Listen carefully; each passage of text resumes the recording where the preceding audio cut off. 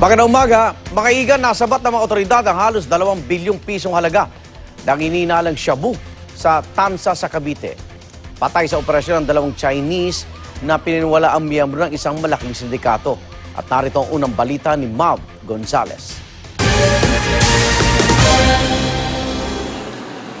Pagpasok pa lang sa warehouse na ito sa Tanza, Cavite, tumambad na sa mga otoridad ang bulto-bulto ng high-grade shabu na nagkakahalaga ng halos 2 bilyong piso. Nagkasa ng entrapment operation ang PIDEA at PNP laban kina Vincent Du Lim at Hong Li Wen, parehong Chinese nationals. Sa isang warehouse na pinagbukang tindahan ng tiles dapat ang transaksyon. Dahil bukas po is magcha-Chinese New Year na, busy-busy po itong grupo sa pagre-repack. So, napagkasunduan na dito po sa mangyayari yung transaksyon. Pero nung nakita ng tropa natin na nagre-repack sila doon, they immediately called yung backup teams natin sa labas. From there, nagkaputukan na dahil armado po itong suspects. Yung halaga po ng droga na seizure natin ngayon is almost 1.9 billion pesos. And ang grupong ito, hindi po nila yan basta-basta hayaan na at mabitawan na maibigay sa otoridad.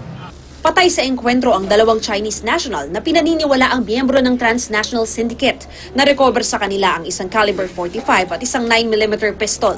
Sa loob ng kwarto, nakahilera na ang nasa 274 kilos ng hinihinalang shabu na may street value na 1.9 billion pesos. Nanggaling pa sa ibang bansa ang shabu at paniwala ng mga otoridad ay hindi ito dumaan sa customs kundi sa tinatawag na ship-side handling. May barko na darating doon sa high seas yan, high seas. And then may darating namang mga bangkang maliliit. Ilalagay doon, papunta sa Pampang. And then yun na, may kukuha ng grupo at normally dinadala sa mga ganitong warehouse. Sa warehouse nga, may mga basa pang karton kung saan pinaniniwala ang nilagay ang droga. Patuloy ang follow-up investigation kung may mga kasabwat pa ang 2 suspect. Itong dalawa po ay may connection po sila sa ibang Batangas because we have personalities na na-feature po sa activities ng 2 grupo.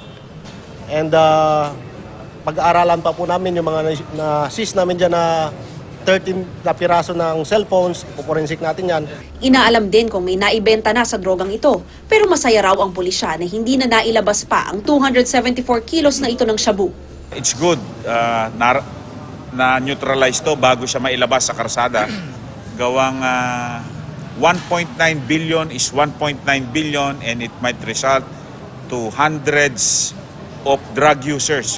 Ito magpapatunay na ang gobyerno natin ay palaban, hindi lang sa maliliit, kundi sa malalaki. Ito ang unang balita sa Cavite. Mav Gonzales reporting.